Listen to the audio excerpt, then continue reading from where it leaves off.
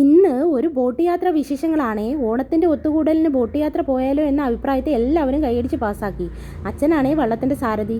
എന്തായാലും ഒരു വഴിക്ക് പോയില്ലേ, കുറച്ച് വീഡിയോ അങ്ങ് എടുത്തേക്കാം എന്ന് കരുതി ഫോണുമായി വള്ളത്തിൽ കയറിയപ്പോൾ ദേ വള്ളം നിറയെ വ്ളോഗർമാർ. പറയൂ അച്ഛാ, അച്ഛ പറയൂ. നമ്മൾ ഈ വളവ് കഴിഞ്ഞാൽ നമ്മൾ പരവൂർ കായലിലോട്ടാണ് ഇറങ്ങുന്നത്.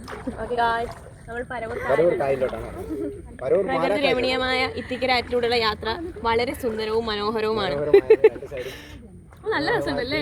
ഈ സൈഡ് മൊത്തം ഗ്രീനറി എന്നത് ഒരു ഫൈബർ വെള്ളമാണ്. നോർമൽ തടി കൊണ്ടുള്ള വെള്ളമാണെങ്കിൽ നമുക്ക് അങ്ങോട്ടും ഇങ്ങോട്ടും അലയുന്നതിൽ പ്രശ്നമില്ല. അല്ലെങ്കിൽ ഓലം കഴിഞ്ഞാൽ പ്രശ്നമാണ്. കൈകാലിൽ കടിക്കാൻ പോലും ഞങ്ങൾക്കറിയില്ല.